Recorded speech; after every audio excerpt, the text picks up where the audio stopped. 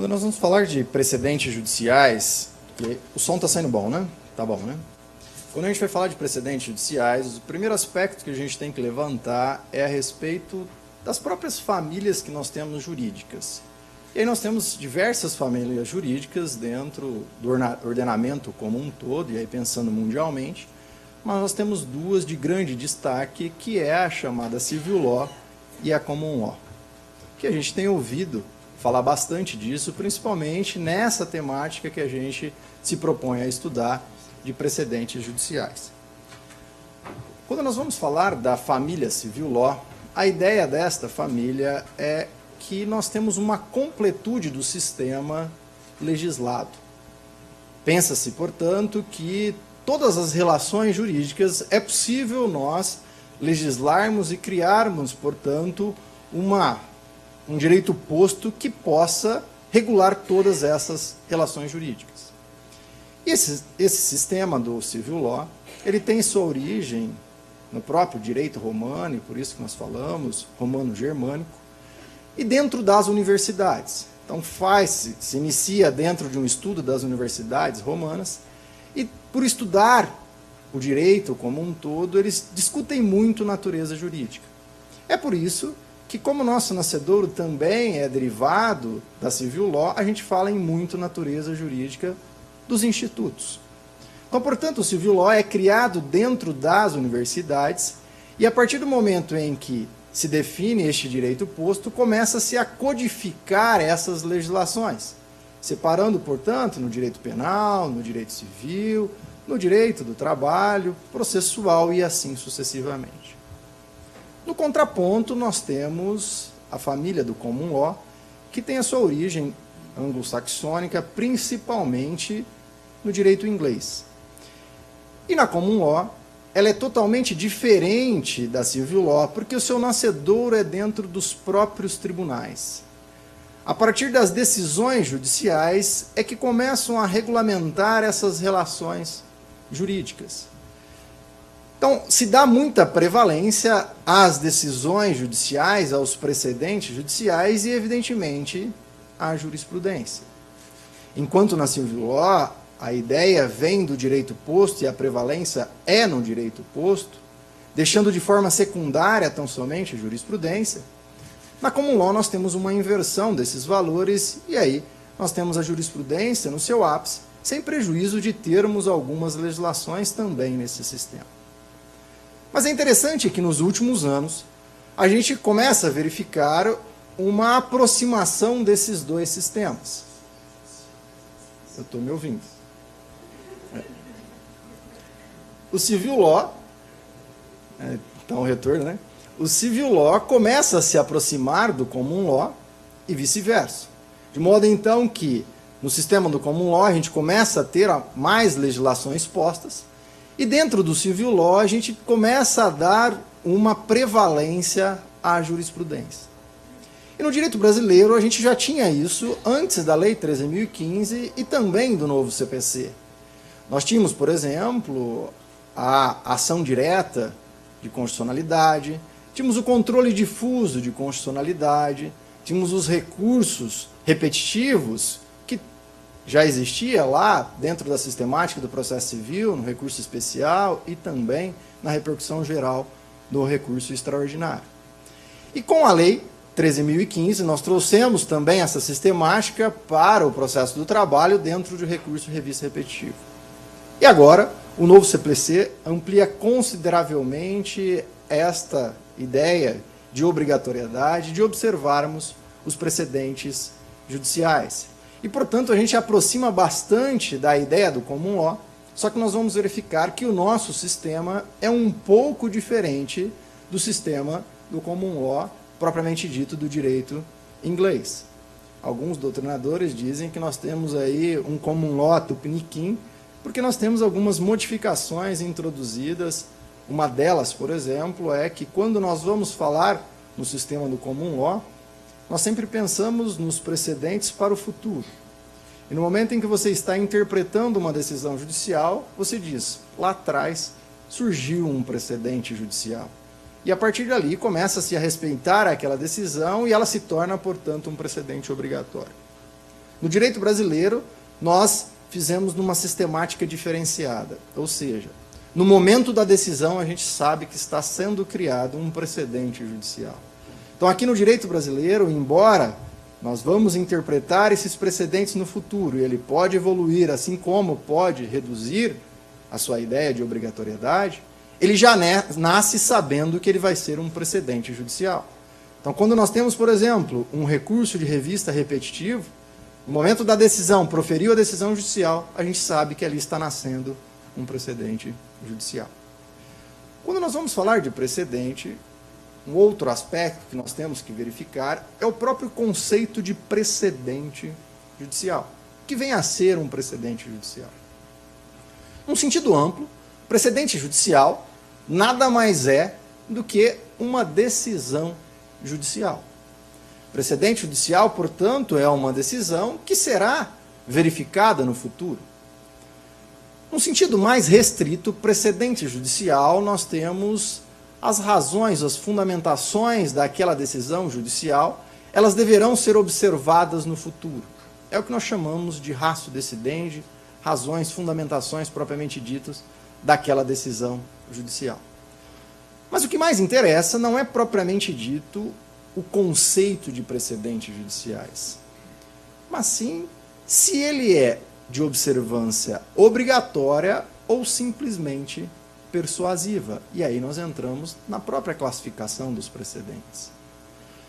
Sempre nós tivemos, evidentemente, decisões judiciais, já que nós temos o Poder Judiciário para tanto. E essas decisões judiciais, nós poderíamos observá-la de forma persuasiva. E todo dia, nas decisões judiciais, os senhores fazem isso. Conceda um determinado direito e traz uma jurisprudência para reforçar o entendimento firmado ali naquela decisão judicial. Isto é, um precedente utilizado de forma persuasiva. Ou seja, você utilizou só como reforço da sua tese. Lhe convenceu aquela decisão judicial e você está usando como reforço da sua tese. Já quando nós falamos em precedentes obrigatórios, não há essa liberdade propriamente dito de aplicar ou não aquele precedente pretérito, aquela decisão pretérita.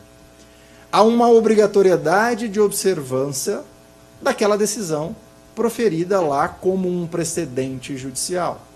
E aí a grande diferença que nós temos com o advento desta nova teoria no direito brasileiro. Enquanto antigamente nós utilizávamos os precedentes judiciais, então somente no seu aspecto persuasivo, como reforço de tese, hoje em dia, diversas decisões judiciais são consideradas como precedentes obrigatórios. E não pode simplesmente o magistrado deixar de aplicar aquele precedente judicial porque não concorda com a tese firmada naquele precedente judicial. Gera-se, portanto, uma obrigatoriedade de observância dessas decisões proferidas no passado e agora com reflexo para o futuro. Então, a ideia dos precedentes, propriamente dito, não é o precedente como um todo, precedente de forma geral, que é uma decisão judicial que vai ser observada no futuro. E sim, a ideia dela ser obrigatória. O precedente, portanto, passa a ter que ser observado no futuro obrigatoriamente. E quando a gente fala de precedente judicial, é de extrema relevância que a gente estude a própria estrutura do precedente. Quando se está analisando um precedente judicial e, portanto, uma decisão judicial, essa decisão ela tem dois aspectos de extrema relevância, que nós vamos ouvir com bastante frequência daqui para frente. É a ratio decidendi e a obter dictum. Quando se fala em ratio decidendi, a ratio decidendi são as razões daquela decisão.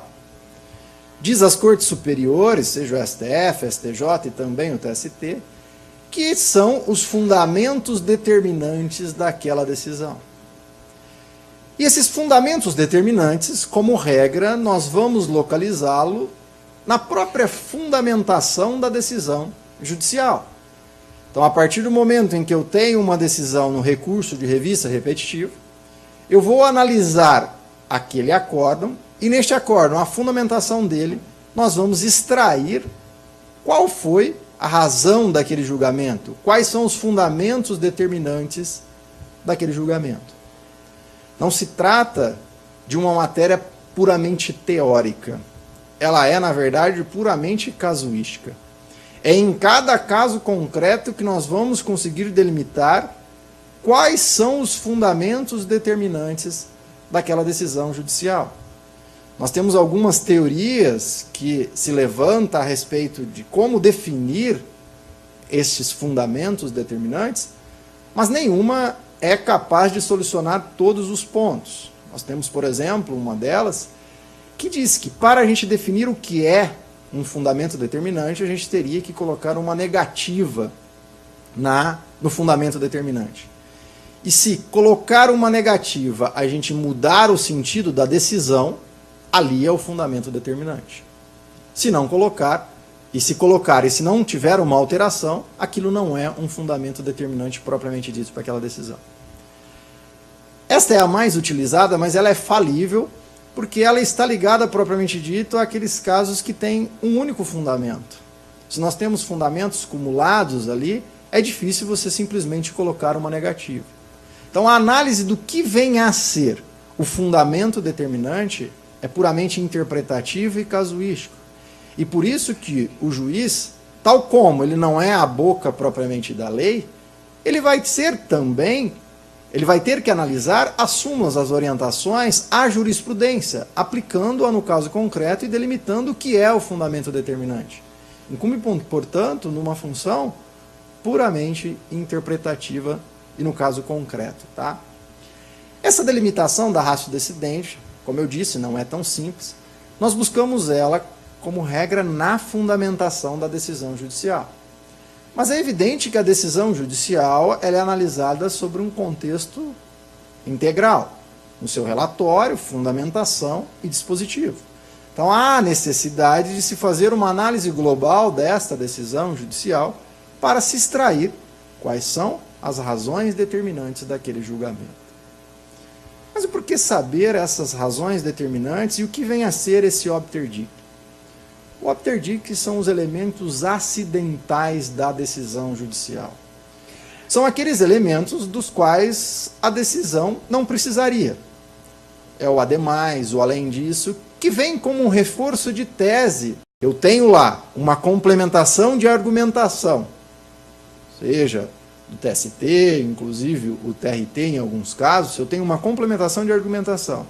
E o juiz não concorda com aquela complementação propriamente dito, ele não está obrigado a observar essa parte que é simplesmente acidental.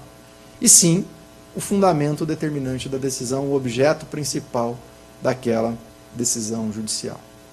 Percebam que, falando teoricamente, evidente, é mais difícil a gente visualizar esses aspectos que nós temos da ratio decidente e da obter dictum. É por isso que, como eu disse, os precedentes judiciais, por ter essa origem nas decisões judiciais, ele é casuístico. E em cada caso, que nós vamos verificar o que vem a ser um fundamento determinante e o que é um obter dictum.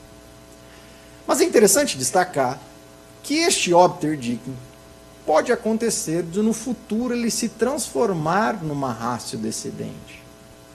Como assim? Quando eu tenho um precedente judicial, eu tenho a estruturação, portanto, de uma decisão que será de observância obrigatória no futuro, aquela parte principal dela, os fundamentos determinantes. Mas essa decisão, ela no seu nascedouro, ela já cria esse fundamento determinante, mas esse fundamento determinante ele vai sendo completado com o tempo. Eu passo a ter outras decisões interpretando aquela decisão anterior, que passam a delimitar o alcance, evidentemente, daquele precedente anterior. Vou exemplificar para não ficar tanta teoria. Suponhamos que eu esteja falando de uma ação rescisória por violação legal, e aí vem o STF e o TST e dizem, olha, se eu tiver uma interpretação controvertida, não cabe uma ação rescisória por uma interpretação controvertida. E cria lá um precedente sobre essa sistemática. Mas no futuro ele começa a interpretar e diz, olha, Eu só aplico este entendimento quando se tratar de norma infraconstitucional. Norma constitucional não existe se a interpretação é controvertida ou não. Ou ela está correta ou ela não está correta. Então, quando eu for entrar com uma ação rescisória, ainda que seja de uma interpretação controvertida, vai caber. Então, num segundo momento, percebam que ele começa a interpretar aquele precedente criado anteriormente. E aí, ele vai sedimentando aqueles fundamentos determinantes. E pode acontecer de um elemento acidental daquele precedente inicial começar a ser observado em outras decisões. E nessas outras decisões a gente vai reforçando aqueles elementos acidentais que no futuro ele se transforma também num fundamento determinante. Então, portanto, o precedente judicial ele é mutante. Ele vai, evidentemente, desde que ele não perca a sua característica principal, ele vai evoluindo, seja para ampliar a sua incidência, seja para reduzir a sua incidência. Mas quais são os precedentes judiciais que nós temos no direito brasileiro, agora com o novo CPC? O novo CPC ele veio e criou uma estruturação de quais são os precedentes que nós devemos observar. E como eu disse a vocês, esses precedentes judiciais aqui no direito brasileiro, diferente do direito inglês, ele já nasce sabendo que ele vai ser um precedente judicial. Então, quando nós vamos falar num precedente aqui, sobre o aspecto de direito brasileiro, quando o STF, por exemplo, profere uma decisão numa ação declaratória de constitucionalidade, ele já sabe que aquela decisão vai ser de observância obrigatória no futuro. E a observância obrigatória, como eu já disse, ela não permite que o magistrado simplesmente desconsidere aquela decisão porque não concorda com aquela decisão. Ele tem outros mecanismos que a gente vai ver de não aplicar aquele precedente judicial. Mas ele não pode simplesmente negar a aplicação do precedente judicial porque ele não concorda. É daí a característica que nós temos de precedentes obrigatórios. E voltando aqui então na tela, vem o artigo 927 do novo CPC e diz: os juízes e os tribunais observarão as decisões do Supremo Tribunal Federal em controle concentrado de constitucionalidade. Eu vou ler todos os dispositivos, todos esses itens, e depois já vou direto para a instrução normativa número 39, que o TST interpretou esse dispositivo. Os enunciados de súmula vinculante. 3. Os acórdãos em incidente de assunção de competência e de resolução de demandas repetitivas e em julgamento de recurso extraordinário e especial repetitivo. Os enunciados das súmulas do Supremo Tribunal Federal em matéria constitucional e do STJ em matéria infraconstitucional. 5. A orientação do plenário ou do órgão especial aos quais estiverem vinculados. Aí vem o TST, interpretando este dispositivo na instrução normativa número 39, no seu artigo 15, ele vem e diz o seguinte: considera-se precedente apenas. Então o TST, a primeira coisa que ele fez foi separar precedentes de súmulas. Não que as súmulas elas não sejam um precedente. Mas quando nós falamos no aspecto técnico, eu disse a vocês que precedente é uma decisão judicial. E o TST fez essa separação. Então nós vamos primeiro falar dos precedentes, que são decisões judiciais. Mas além dessas decisões judiciais, nós temos também súmulas que serão de observância obrigatória. Aqui só antes de entrar nesse aspecto, só vou falar a diferença de precedentes para súmulas propriamente dito. Nós temos aí um caminhar da ideia de precedente até chegar em súmula. Quando eu tenho um precedente, eu tenho uma decisão que será observada no futuro. A partir do momento em que eu tenho uma reiteração destas decisões, eu formo a chamada jurisprudência. Formada a jurisprudência, é possível resumir essa jurisprudência em um enunciado de súmula. Aí nós temos, então, a criação desses enunciados de súmulas. Então, portanto, é um caminhar entre o precedente até chegar nas súmulas. Nós vamos deixar claro que aqui no direito brasileiro, tanto precedentes que é uma decisão com as súmulas, o próprio novo CPC estabeleceu que nós temos aí a obrigatoriedade de observar alguns. Então vamos prosseguir. Considera-se precedente apenas o acórdão preferido pelo STF ou pelo Superior Tribunal do Trabalho em julgamento de recursos repetitivos. Com a Lei 13.015, nós passamos a ter uma sistemática agora de julgamentos repetitivos pelo TST, que é o chamado recurso de revista repetitivo. O recurso de revista repetitivo ele é totalmente diferente do recurso de revista propriamente dito, sob seu aspecto procedimental. A primeira diferença básica que nós temos é de competência.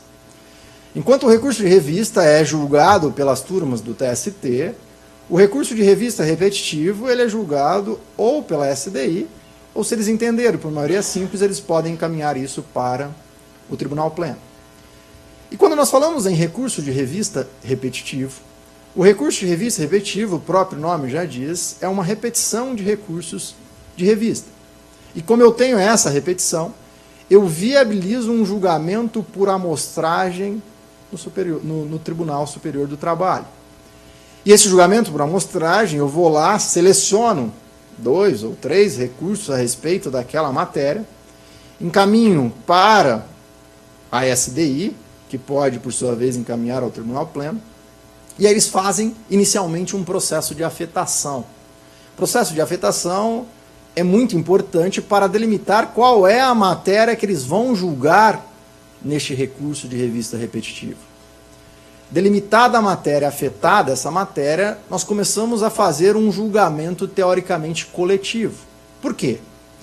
Porque como eu tenho recursos repetitivos e eu vou fazer um julgamento por amostragem, eu seleciono alguns que provocarão o julgamento coletivo, entre aspas aqui, e esta decisão provocará um efeito para todos os outros processos pendentes. Até a época do novo CPC, a ideia era só até aí, processos pendentes. Nós vamos falar desse microsistema de julgamentos de causas repetitivas, mas eu já vou adiantar alguns pontos. Quando nós vamos fazer esse julgamento de causas repetitivas, eu tenho uma diferença, portanto, das ações individuais, dos recursos individuais. E o primeiro é que nós vamos criar um precedente judicial. Então, como eu vou criar um precedente judicial de observância obrigatória, eu tenho todo um trâmite diferenciado a legitimar a sua criação como um precedente obrigatório. E aí preciso, por exemplo, de participação da sociedade, participação de amicus curiae e assim sucessivamente. E eu tenho uma outra sistemática que é a suspensão dos recursos que estão em curso. Então, todos os recursos de revista repetitivo ficarão suspensos, seja aqui no TRT para subir, seja lá no TST se já estão na turma. Todos os embargos de divergência a respeito daquela matéria ficarão suspensos. E, inclusive, os recursos ordinários aqui no TRT a respeito daquela matéria também ficarão suspensos. E, em algumas hipóteses excepcionais, é possível, inclusive, suspender os processos lá em primeiro grau. Até a época do CPC de 73 e da Lei 13.015, este julgamento de recurso de revista repetitiva só servia para o passado. Suspendiam-se todos esses processos e, a partir do momento do julgamento do recurso de revista repetitiva, aplicava aquela tese criada para todos aqueles processos suspensos. Com o advento dessa teoria dos precedentes judiciais aqui no direito brasileiro e, portanto, precedente obrigatório, ele vale agora tanto para o passado como para o futuro. Portanto, com o julgamento de um recurso de revista repetitivo, a gente suspende aqueles processos em curso e depois aplica essa tese. Mas os novos processos também deverão observar esse julgamento do recurso de revista repetitivo.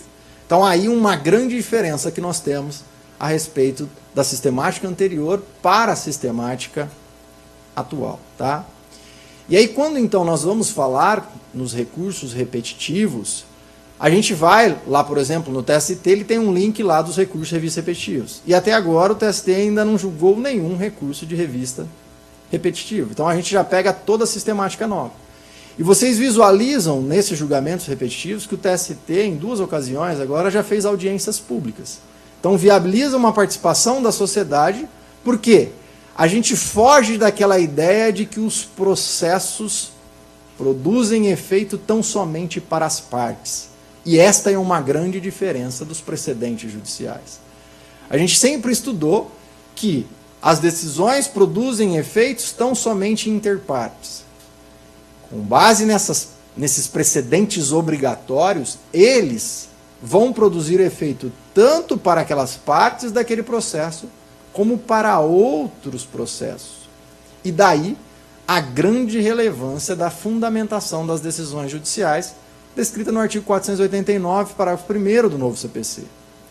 Muito criticado esse dispositivo, que exige uma fundamentação exauriente, mas como eu disse a vocês, o precedente a gente extrai da fundamentação. E não somente da fundamentação daquele precedente, mas desde o seu nascedouro. Se nós escolhemos 2 recursos de revistas para delimitar ali a afetação e verificar qual é a temática que nós vamos julgar, além do próprio recurso de revista ter uma fundamentação exaustiva, é necessário que todas as outras decisões anteriores também tenham esta fundamentação. Por quê? Porque o precedente é diferente da lei. A lei, uma vez criada, os aspectos históricos simplesmente servem como mecanismo de fundamentação, e ali, se você entender, ele não vincula. Quando nós falamos de precedentes judiciais, os aspectos históricos, então as fundamentações anteriores, estão diretamente ligadas ao próprio precedente criado. Então, lá na hora que o juiz for aplicar no seu caso concreto aquele precedente, ele vai dizer o seguinte: olha, todos os fundamentos desde a sua origem estão falando sobre tal temática, o meu caso é diferente. Então, a partir do momento em que nós temos fundamentações exaustivas dentro daquela criação daquele precedente, facilita o juiz no momento da interpretação e da aplicação daquele precedente judicial. Então, lá na frente, ele vai falar: olha, aqui no meu caso não se aplica. Aqui eu tenho um ponto específico que é distinto de toda a fundamentação. Veja lá, inclusive, a decisão de primeiro grau proferida naquele processo que deu origem ao precedente. Então, percebam que é de extrema relevância essa fundamentação nos dias atuais. Um outro precedente que é de observância obrigatória é o entendimento firmado em incidente de resolução de demandas repetitivas ou de assunção de competência.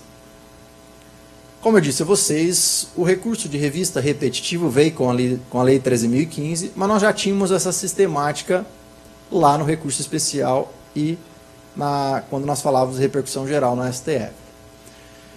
Com a criação do incidente de resolução de demandas repetitivas, o que nós fizemos como regra foi levar esse julgamento repetitivo para os tribunais regionais do trabalho.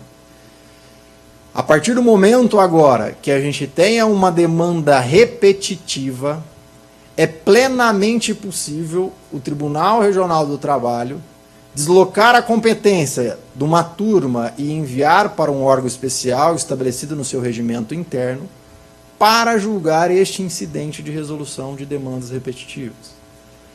E este julgamento proferido no incidente de resolução de demandas repetitivas é muito semelhante ao recurso de revista repetitivo. Selecionam-se alguns processos, define-se ali a suspensão dos processos em curso a respeito daquela matéria e faz um julgamento por amostragem. Como se trata de um incidente, é necessário que eu tenha pelo menos um recurso aqui no Tribunal Regional do Trabalho, ou uma remessa necessária, se for o caso. E este incidente ele pode ser instaurado, seja de ofício, seja provocação do Ministério Público ou das próprias partes. Então é plenamente possível esse julgamento aí do incidente de resolução de demandas repetitivas.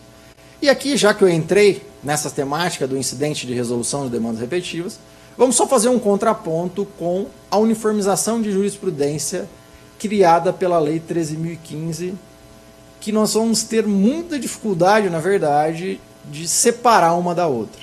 Por quê?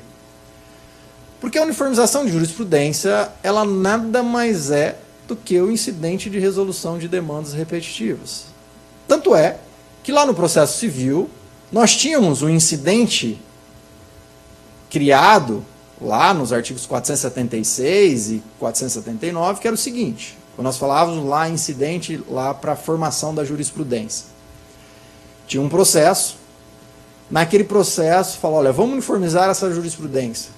Instaurava-se um incidente no meio do processo, e aí fazia o julgamento pelo órgão plenário, assim sucessivamente, criava-se ali uma tese, aí ela passava a ser aplicada naquele caso concreto. Com o advento do novo CPC, sumiu esse incidente de uniformização lá no processo civil. Por quê?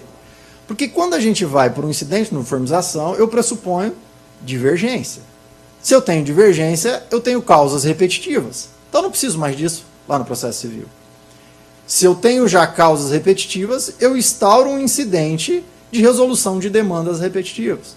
E aí eu observo toda a sistemática de criação de um precedente obrigatório.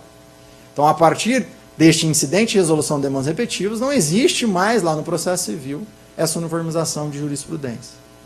Mas dizem alguns doutrinadores que é possível ter essa uniformização lá, uma vez que os próprios regimentos internos têm o dever de uniformizar a sua jurisprudência. Então, eles podem criar um mecanismo equivalente, ou evidentemente de forma diferente, né? Mas equivalente, que pode ser utilizado nos tribunais. Vamos vir agora aqui para o processo de trabalho. Processo de trabalho, a Lei 13.015 de 2014, reafirmou a obrigatoriedade dos tribunais regionais de trabalho uniformizarem a sua jurisprudência. Este parágrafo 3º do artigo 896 já existia e simplesmente nós não tínhamos um mecanismo de controle, diríamos assim, para que os tribunais fizessem a sua uniformização. Mas veio a Lei 13.015 e criou um mecanismo de controle, seja pela presidência ou vice-presidência do tribunal, ou até mesmo pelo Tribunal Superior do Trabalho. E como assim um mecanismo de controle? Criou um pressuposto processual para o recurso de revista. Qual? Que não haja divergência interna dentro do próprio Tribunal Regional do Trabalho. Como criação de incidente de uniformização, ou seja, acabar, disseminar com a jurisprudência interna dos tribunais, o incidente de uniformização e o incidente de resolução de demandas repetitivas, eles são idênticos. Mas, como mecanismo de controle, o incidente de uniformização trabalhista é muito diferente do incidente de resolução de demandas repetitivas. Por quê? Porque o incidente de resolução de demandas repetitivas não é um pressuposto para o recurso de revista. E não pode o TST, na hora que chega lá, um recurso de revista, viu que tem uma divergência aqui, mandar baixar para fazer um incidente de resolução de demandas repetitivas. Mas, por outro lado, ele consegue mandar voltar o processo porque existe lá o parágrafo 4º e 5º do artigo 896, que é para uniformizar a jurisprudência interna do TRT. Quero dizer, o TST, na Instrução Normativa número 40, veio e falou, a gente vai manter os dois. E vai manter os dois porque se ele tirasse a uniformização de jurisprudência, a gente perdia esse pressuposto para o recurso de revista. Então aqui, na hora que eu tenho um processo, um recurso ordinário, ou vários recursos ordinários a respeito de uma matéria, o próprio tribunal, no seu regimento interno, pode definir se ele vai instaurar um incidente de resolução de demandas repetitivas ou uma uniformização de jurisprudência. Como regra, ele vai optar pelo incidente de resolução de demandas repetitivas, quando o processo estiver aqui dentro. A partir do momento em que eu não fiz essa uniformização de jurisprudência de uma forma ou de outra, e houve a interposição do recurso de revista, aí a gente passa a aplicar tão somente a uniformização de jurisprudência do artigo 896. Porque aí, de certo modo, já passou o momento do tribunal uniformizar de forma voluntária, diríamos assim. E aí a gente começa a analisar a uniformização como um pressuposto do recurso de revista. E como regra, isso vai parar na presidência. Na presidência ou na vice-presidência, vai barrar o recurso de revista e vai mandar uniformizar a jurisprudência anteriormente. Tá? Deu para entender? Eles são muito semelhantes, mas como esse mecanismo de controle eles diferenciam, por isso que a gente vai passar a ter os dois, tá? Quando nós falamos em incidente de resolução de demandas repetitivas, então, por exemplo, eu tenho uma determinada empresa que simplesmente não está pagando a hora em itinere. E aí eu começo a ter diversos processos lá numa vara do trabalho. E aí um desses processos tem a decisão judicial, tem a interposição do recurso ordinário. O que o juiz do trabalho pode fazer? O juiz do trabalho pode oficiar ao Ministério Público que tem demandas repetitivas, para ele fazer a análise e entrar com ações coletivas, mas agora o juiz do trabalho tem a possibilidade de provocar o Tribunal Regional para instaurar um incidente de resolução de demandas repetitivas. Fala, olha, eu estou aqui com 500 processos desse e um subiu. Instaure um incidente aí e a partir do julgamento desse incidente, todos os outros processos serão julgados da mesma forma. A grande diferença que nós temos das ações coletivas para este incidente é que as ações coletivas só servem para beneficiar. O incidente não. Se vier uma decisão no incidente de que não é devido àquele intervalo, porque lá nós estamos falando de uma matéria de direito. Então, por exemplo, veio a convenção coletiva e falou que não é uma análise casuística que vai ter o intervalo, é simplesmente vai pagar 15 minutos. Então está analisando se vale ou não essa cláusula. Nós estamos numa matéria de direito.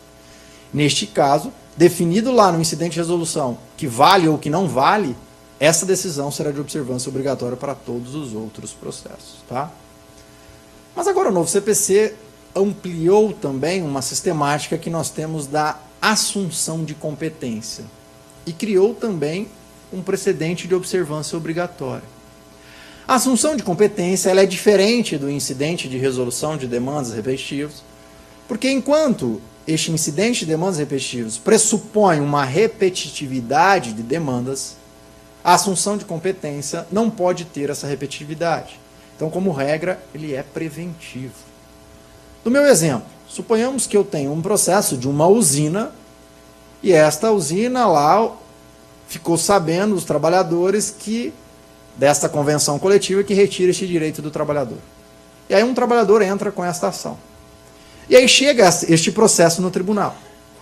O tribunal, neste único processo, pode vislumbrar a possibilidade de ajuizamento de ações posteriores, deslocar a sua competência para um órgão maior, então definido no regimento interno, e fazer um julgamento de assunção de competência. E a partir desta decisão, todos os outros processos ajuizados, levando em conta aquela matéria, devem ser julgados da mesma forma.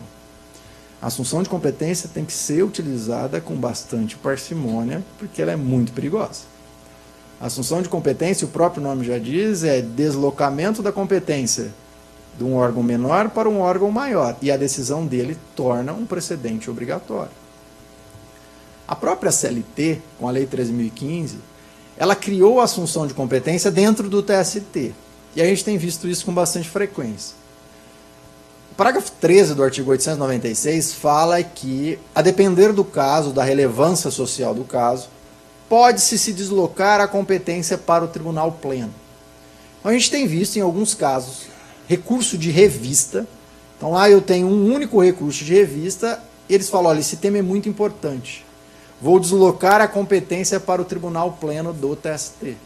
E aí desloca a competência para o tribunal pleno julga aí por uma assunção de competência e será aí depois essa decisão de observância obrigatória para todos os outros processos. Tá bom? Então, além do recurso de revista repetitivo, incidente de resolução de demandas repetitivas e assunção de competência, também teremos outros precedentes de observância obrigatória. Qual é o próximo? Decisão do STF em controle concentrado de constitucionalidade. E aqui também há uma diferença para a sistemática anterior. Que vocês podem me dizer, olha, o controle de constitucionalidade já era de observância obrigatória antes. Gerava uma vinculação. Gerava uma vinculação quanto à conclusão da decisão judicial. Ou seja, quanto ao dispositivo. Suponhamos que eu tenha uma lei aqui do Estado do Paraná estabelecendo restrição a direito dos trabalhadores. E aí é ajuizada uma ação direta de inconstitucionalidade para declarar que o Estado do Paraná não pode legislar sobre direito do trabalho, porque isso é reservado à legislação federal. Vem o STF e reconhece a inconstitucionalidade desta lei. A partir do momento em que ele reconhece a inconstitucionalidade dessa lei, essa lei não pode ser aplicada mais. Então aqui no Estado não pode mais aplicar aquela lei porque ela é inconstitucional. Até o advento do novo CPC, a ideia era esta. Não pode mais aplicar essa lei. A partir de agora, além de não poder aplicar essa lei, os fundamentos da ação direta de inconstitucionalidade passam a ser de observância obrigatória. Qual o fundamento? Não pode um Estado legislar sobre direito do trabalho, porque isso é reservado à legislação federal. Então, se o Estado de São Paulo vem e cria uma restrição aos direitos do trabalhador, numa ação judicial, ainda que na vara do trabalho ou na comarca estadual, numa ação judicial, o juiz tem a obrigação de observar aquela fundamentação naquela ação direta de inconstitucionalidade e aplicar a mesma sistemática. Fala, olha, aqui neste caso, os fundamentos determinantes daquela DIN era que eu não posso criar direito do trabalho no Estado. E aí eu sou obrigado a aplicar esta sistemática. Então percebam que amplia consideravelmente. Antes era só o dispositivo que gerava essa vinculação. Agora a fundamentação vai provocar também toda esta vinculação na ação direta de inconstitucionalidade. Tá? O próximo tema que o TST entendeu como de observância obrigatória são as teses jurídicas prevalentes, então tese jurídica prevalente do TRT, e não conflitante com súmula ou orientação jurisprudencial do TST. Aqui é um outro tema muito interessante. E aqui eu já vou juntar os dois, tá? Embora eu tinha separado, eu vou juntar os dois. Com a Lei 13.015, o parágrafo 6º do artigo 896 veio e diz o seguinte: a partir do momento em que eu tenho uma divergência jurisprudencial, eu imponho a uniformização da jurisprudência. Uniformizei a jurisprudência, o Tribunal Regional vai criar uma tese prevalente ou uma súmula regional. Tese prevalente por maioria simples, se for uma maioria absoluta, nós vamos criar aí uma súmula regional. A partir do momento em que eu tenho essa súmula regional, essa tese prevalente, para interpor um recurso de revista, não pode no outro processo a parte vir e buscar um acórdão aqui do regional para falar da divergência. Não serve mais acórdãos aqui do tribunal para provocar a divergência. Só vai valer aquela súmula ou aquela tese prevalente. Mas além dessa sistemática do recurso de revista, também as súmulas e essas teses prevalentes, elas são uma uniformização de jurisprudência. E a ideia dos precedentes judiciais é exatamente essa. A partir do momento em que eu tenho uma uniformização da jurisprudência, ela deve ser de observância obrigatória, seja para o próprio tribunal, seja para os órgãos vinculados àquele tribunal. Portanto, o próprio julgador, lá, o da vara do trabalho, o magistrado, também tem que observar essa tese jurídica prevalente aí criada no Tribunal Regional do Trabalho. E do mesmo modo, a própria súmula regional. Um ponto pertinente que nós temos que falar aqui é que o artigo 896, parágrafo 6º, veio e disse que eu não posso criar uma súmula regional ou uma tese prevalente contrária a uma OJ ou uma súmula do TST. Num primeiro momento, nós temos que reconhecer que é possível criar súmulas regionais e teses prevalentes contrárias ao entendimento do TST. E aqui já adiantando a minha fala. Por quê? Porque como nós vamos verificar que a criação dos precedentes judiciais ele passa por um mecanismo diferenciado hoje em dia de publicidade, participação da sociedade, Ministério Público e assim sucessivamente, aquelas súmulas anteriores do TST não foram criadas dessa forma. E mais, muitas súmulas do TST nem precedentes têm. Então a gente não tem como fazer aquela vinculação com a ratio decidendi que nós estávamos falando agora há pouco. Então, a partir do momento que a gente começa a criar súmulas regionais em sentido contrário à posição do TST, a gente começa a viabilizar o cabimento de recursos de revistas para eles discutirem essa matéria novamente. E aí, a partir do momento em que eu tenho a criação de uma súmula do TST já sobre o mecanismo de vinculação, aí não mais poderá se ter uma interpretação divergente. Até porque, a partir daí, os órgãos inferiores estão obrigados a observar aquela decisão do TST. Então, neste primeiro momento, é possível você criar uma súmula regional contrária ao entendimento do TST, tá? Mas criada essa tese prevalente, como eu disse, a gente passa a ter uma observância obrigatória. O TST, na instrução normativa, também, interpretando aqui o inciso 5º do artigo 927, veio e diz: também é um precedente de observância obrigatória. A decisão do plenário, do órgão especial ou de seção especializada competente para uniformizar a jurisprudência do tribunal, a que o juiz estiver vinculado ou do Tribunal Superior do Trabalho. E aqui aquela ideia que eu acabei de dizer para vocês do parágrafo 13 do artigo 896, que ele desloca a competência da turma para o Tribunal Pleno. Então lá eu tenho um recurso de revista, ele fala, esse recurso de revista ele é de extrema relevância. Desloca a competência para o Tribunal Pleno. Se tiver uma decisão do Tribunal Pleno, reconhecendo então da relevância e o julgamento daquela tese, como é uma decisão do órgão plenário, nós vamos ter também uma vinculação aí com esse julgamento. E essa decisão passa a ser de observância obrigatória, tá? A gente verifica que a gente tem agora diversas decisões que são de observância obrigatória. Mas no final, na hora que eu for falar do microsistema, nós vamos verificar que os tribunais obrigatoriamente devem criar banco de dados. Até porque, como a gente agora tem diversos precedentes obrigatórios, você precisa dar uma publicidade para a sociedade de quais os precedentes que vocês têm de observância obrigatória. Então é necessário que, seja os tribunais regionais, seja o próprio TST, crie um banco de dados dos precedentes judiciais, para saber quais são as decisões de observância obrigatória. Porque, como eu disse a vocês, já na sua origem, a gente sabe o que é um precedente obrigatório ou não. E aí, por isso, que ele vai ter que entrar neste banco de dados, que o próprio Conselho Nacional de Justiça já impôs a criação desse banco de dados, inclusive aos tribunais regionais, tá bom? Mas o TST, além de precedentes judiciais, como eu disse a vocês, de decisões judiciais, ele veio e falou, nós também temos súmulas que são de observância obrigatória. Súmula do STF, orientação jurisprudencial e súmula do TST, súmula do Tribunal Regional não conflitante com súmula orientação jurisprudencial do TST. Mas aí ele fez uma observação expressa. Desde que elas tenham explicitamente referência aos fundamentos determinantes da decisão, ou seja, que elas tenham arrasto decidente. Então, portanto, se eu tiver uma súmula ou uma orientação, como regra súmula, que não tenha um precedente que a criou, ela não é de observância obrigatória. Porque, como eu disse a vocês, a súmula ela está totalmente vinculada à decisão que a provocou. Porque, como regra, nós vamos extrair esses fundamentos determinantes lá da decisão judicial. E é bem interessante destacar que a súmula, como ela é um resumo da jurisprudência, então ela tem diversas decisões e ela resume. Ela nada mais é do que objetivamente extrair a própria ratio decidente das decisões anteriores. O que faz a súmula é isso.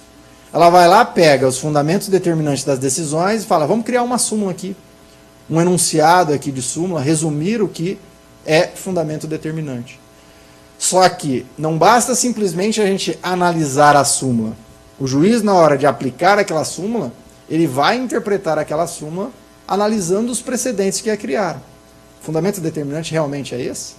Porque quem diz o que é o fundamento determinante é a decisão, e não a súmula propriamente dita. É por isso que ela tem que estar totalmente vinculada a esses precedentes que a criaram. Tá? Não existe, portanto, uma súmula de observância obrigatória que não tenha precedentes judiciais. Tá bom? Estou indo muito rápido? Um outro aspecto aqui relacionado à súmula, que eu até disse para vocês, são as súmulas anteriores ao novo CPC. Agora, quando nós falamos na criação das súmulas dentro dessa sistemática dos precedentes judiciais, essas súmulas elas passam por um trâmite diferenciado de criação. E aí é necessário você ter uma publicidade, participação da sociedade, como eu disse a vocês. As súmulas anteriores não se submetiam a isso. E nem mesmo os regimentos internos dos tribunais e do próprio TST não impunham essa necessidade, até porque não era necessária essa participação social para a criação dessas súmulas. E aí, nós não tínhamos, portanto, súmulas de observância obrigatória. Com o advento do novo CPC, a gente passa a ter súmulas de observância obrigatória. A simples criação dessas súmulas de observância obrigatória não provocam a obrigatoriedade de observância de todas as súmulas passadas. Senão, nós teríamos propriamente uma inconstitucionalidade. Num simples dispositivo, transformar todas as súmulas passadas em obrigatórias, aí nós teríamos sim uma inconstitucionalidade nessa disposição. E o próprio TST tem reconhecido isso. Tem reconhecido, pelo menos nesse primeiro momento, que as súmulas anteriores não são de observância obrigatória. Só que o TST, este ano, ele tem caído num equívoco, de certa forma, e aqui salvo o melhor juízo, porque ele começou a alterar constantemente a sua jurisprudência em razão do novo CPC. Nós temos aproximadamente umas 80 súmulas e orientações que foram alteradas este ano. E nessa alteração, o TST altera sem o quê? Sem precedente. Ele simplesmente modifica a súmula falando que existe um ordenamento novo. Só que não existe nenhum precedente para criar aquela súmula nova. O que significa que essas alterações também não serão de observância obrigatória, embora posteriores ao novo CPC, porque eu não tenho precedente. E o TST às vezes diz, olha, eu simplesmente estou alterando o artigo. Alguns sim, outros não. Os outros o TST muda radicalmente a sua posição, alterando simplesmente, de forma legislativa, uma súmula do TST. Então essas súmulas alteradas este ano com base no novo CPC, por não terem nenhuma decisão, ou seja, nenhum precedente que provoca esta alteração, nós não temos ele como de observância obrigatória essas súmulas, tá? Então, portanto, a gente ainda não tem nenhuma súmula do TST de observância obrigatória. E me parece que o TST, a partir de agora, ele vai começar a soltar súmulas, evidentemente, mas vai reduzir o ritmo, porque agora ele vai começar a julgar recurso de revista repetitivo. E o recurso de revista repetitivo ele é muito mais interessante do que a própria súmula, propriamente dita, na hora que a gente fala de precedentes judiciais. Por quê? Porque no recurso de revista repetitivo, eu tenho aquelas decisões, aqueles processos que foram selecionados, tenho uma decisão de afetação, tenho todo um regramento para fazer o julgamento daquele processo. E a partir do momento em que eu crio a tese jurídica, eu aplico ela no caso concreto. Então o próprio TST, na hora que aplica ela no julgamento daqueles dois casos que ele selecionou, ele já explica como é que aquela tese jurídica tem que ser aplicada no caso concreto. Então é muito mais didático e muito mais eficaz o recurso de revista repetitivo como um precedente judicial do que a própria súmula. Porque a súmula, como eu disse, nós temos um resumo da jurisprudência e nós temos, de certo modo, um processo legislativo na hora da criação da súmula, na hora que você está lá no tribunal pleno. Você está no tribunal pleno, não, vamos mudar uma redação aqui, muda uma palavra ou outra, que você acaba às vezes, fugindo do próprio precedente que o criou. Já no recurso de revistas, isso já é mais difícil, tá? Mas quais são esses efeitos dos precedentes judiciais? Quais efeitos que provocam os precedentes judiciais? O primeiro, como nós falamos, e já reiteramos aqui, ele pode ter um efeito persuasivo. Ainda que eu tenha um precedente obrigatório, eu posso utilizá-lo como um reforço de tese, mesmo que ele não caiba naquele caso. Eu venho e trago ele como um reforço de tese. Utilizo ele de forma persuasiva. Mas nós dissemos também que quando eu tenho um efeito obrigatório, aí ele tem que ser de observância obrigatória. Um precedente judicial ele também tem um outro efeito, que é o chamado efeito obstativo. E o que é o efeito obstativo? Ele impede o ajuizamento de ações judiciais. Então você ajuiza uma ação judicial. Hoje em dia, o artigo 332 do novo CPC fala que, se aquele processo ele é contrário ao entendimento firmado pela jurisprudência uniforme, você pode julgar de forma liminar e improcedente aquele processo. Então, o precedente judicial provoca isso. O precedente judicial provoca a desnecessidade de um reexame necessário. O precedente judicial provoca o não conhecimento de um recurso pelo relator. O não provimento de um recurso pelo relator. Então você tem diversos efeitos além deste efeito simplesmente da obrigatoriedade. Mas você tem o chamado efeito autorizante também. E o que é o efeito autorizante? É o contrário do que eu disse. Um precedente judicial viabiliza que o juiz julgue de forma monocrática um recurso, o relator. Então lá o desembargador, de forma monocrática, pode julgar quando estiver lá embasado numa jurisprudência do próprio Tribunal Regional ou do próprio TST. Então ele viabiliza o cabimento do próprio reexame necessário, viabiliza a concessão de uma tutela de evidência, ou seja, o precedente judicial ele autoriza concessões judiciais com base nele, ainda que não seja simplesmente a observância obrigatória dele no momento da decisão, mas em outros casos, tá? E um efeito que ele viabiliza o precedente judicial, e esse vai provocar bastante discussão também, é o efeito rescindente.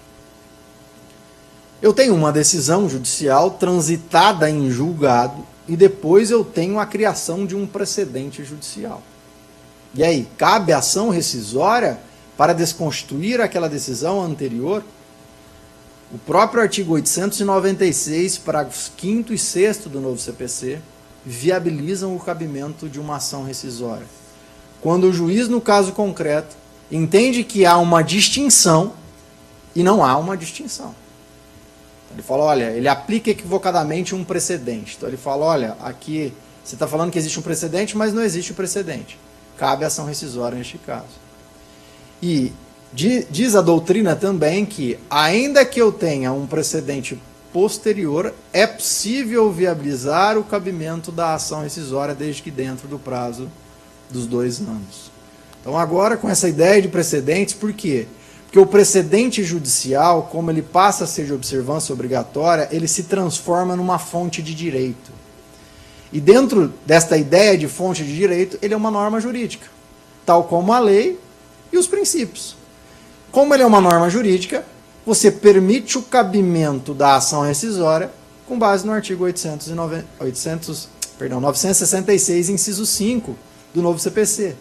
Tanto é que o novo CPC, quando ele fala em cabimento de ação rescisória agora, ele não fala mais em violação de lei, ele fala em violação de norma jurídica, incluindo aí tanto a lei, os princípios e, para muitos, os próprios precedentes judiciais, tá? Mas são constitucionais essas ideias de precedentes judiciais?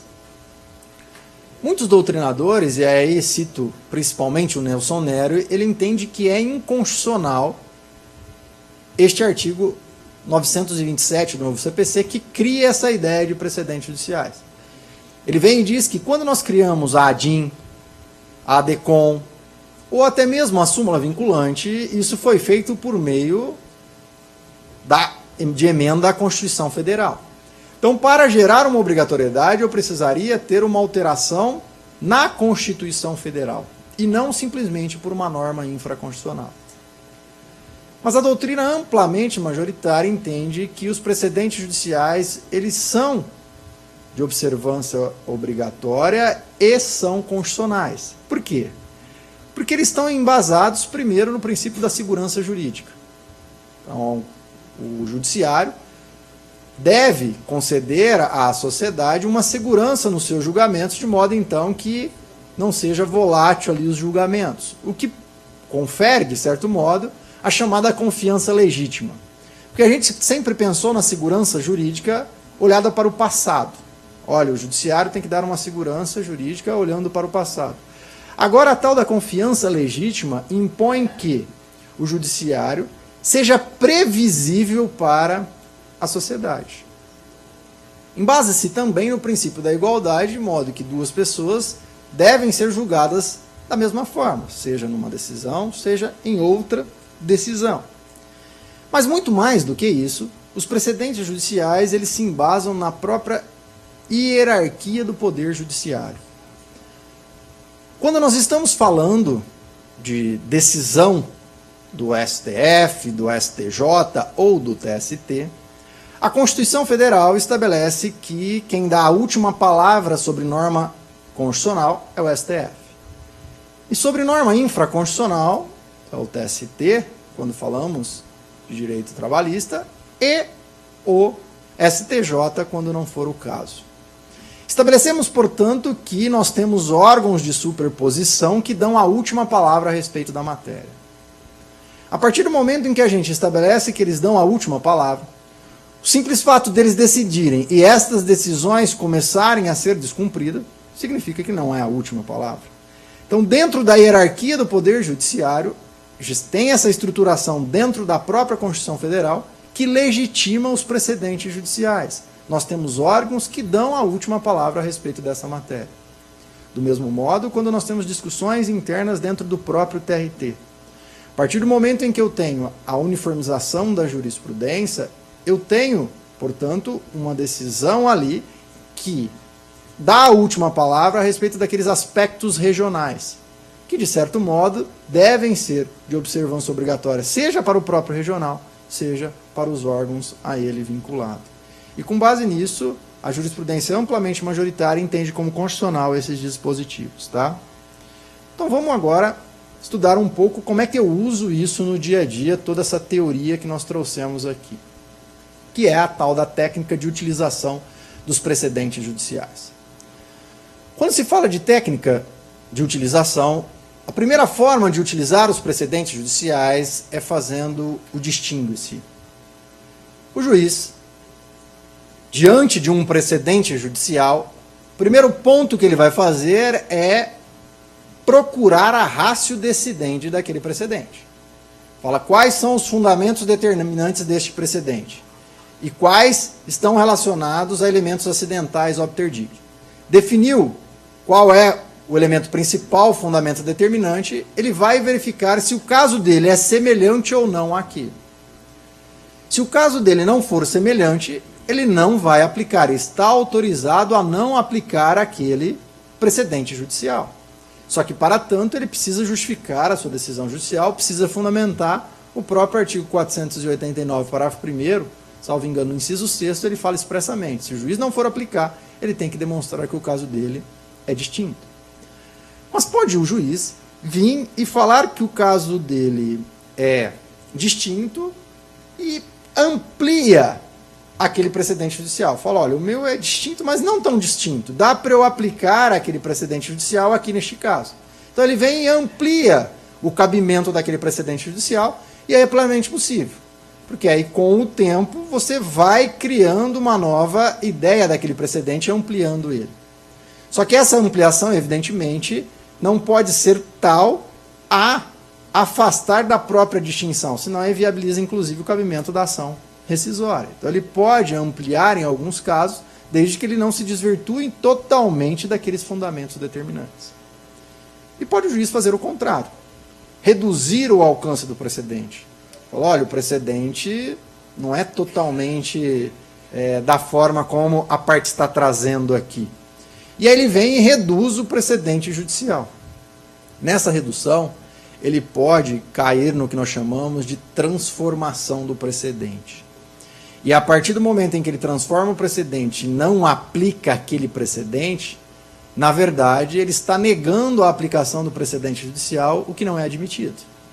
Ele está superando o precedente judicial, o que não é admitido também pelo próprio julgador. Então, quando o juiz vai fazer a ampliação ou a redução deste precedente judicial, ele tem que tomar muito cuidado para não modificar totalmente os fundamentos determinantes daquela decisão judicial. Tá?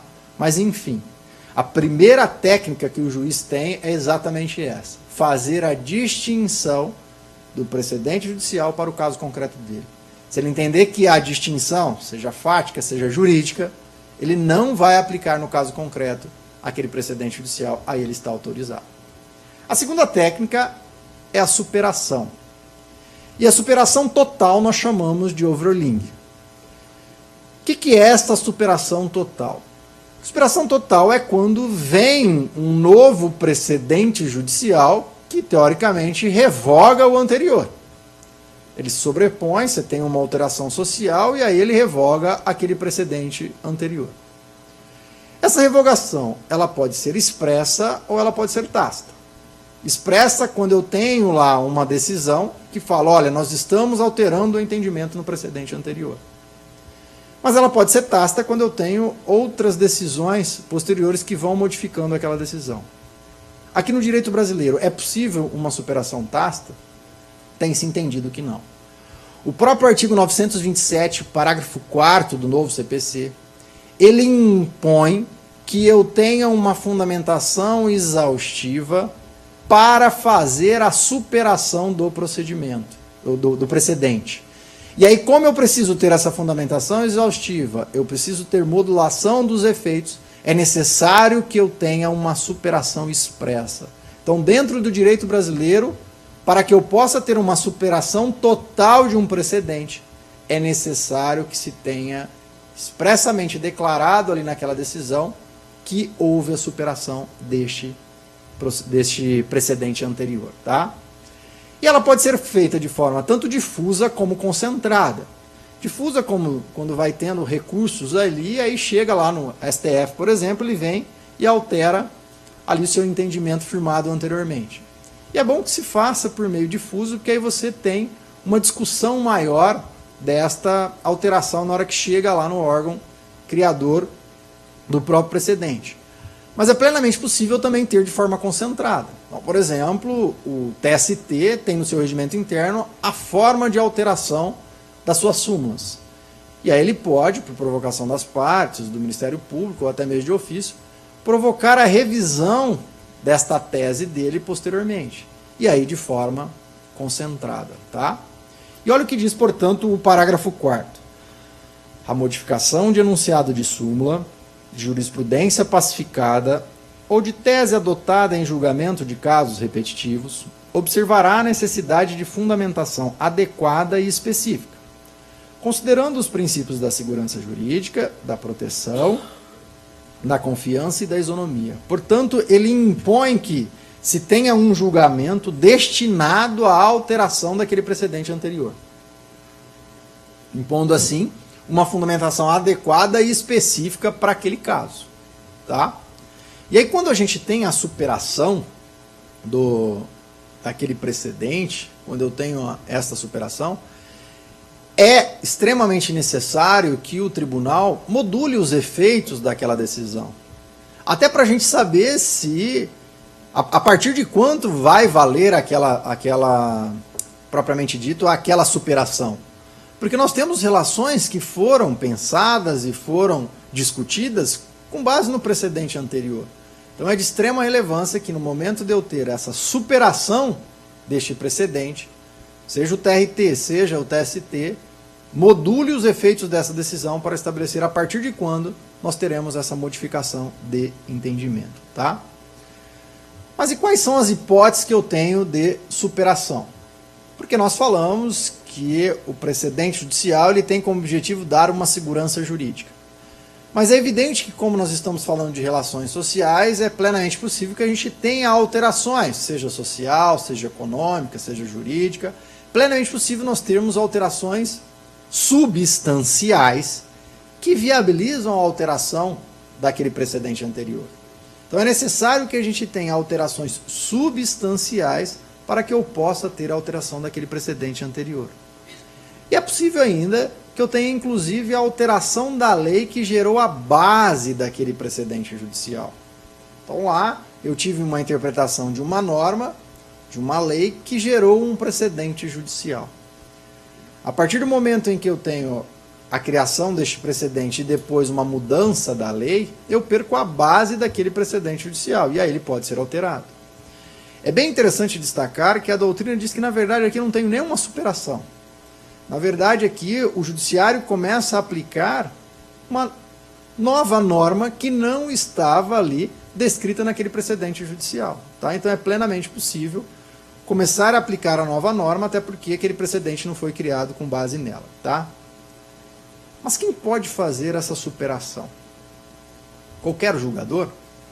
O distinguish, qualquer julgador pode fazer a distinção. Chegou lá um processo na vara do trabalho, tem uma decisão, uma súmula regional, e aí o juiz entende que o caso dele não é de se aplicar aquela súmula regional, ele faz a distinção e não aplica. Qualquer julgador pode. E a superação? A superação não. Não pode um julgador, lá do primeiro grau, por exemplo, ou até mesmo o TRT, vir falar que não vai aplicar o entendimento do recurso de revício repetitivo, porque ele está superado. Porque nessa hipótese nós simplesmente estaríamos negando a obrigatoriedade do precedente judicial. Então o único que pode superar o entendimento ali firmado no precedente, ou é o próprio órgão que criou, ou um órgão superior.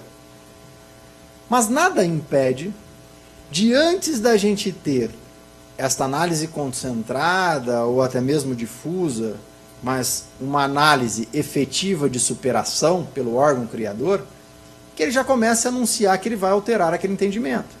Então ele começa a dar decisões, expede algum ato, no sentido de que vai alterar aquele entendimento. Quando o próprio órgão criador começa a dar decisões já anunciando que vai alterar o seu entendimento, nós temos a chamada superação antecipada.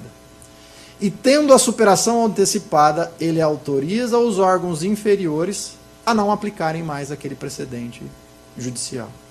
Então percebam que até agora eu já dei duas hipóteses que o órgão inferior não precisa aplicar aquele precedente judicial. Primeiro é a distinção, segundo é a superação antecipada.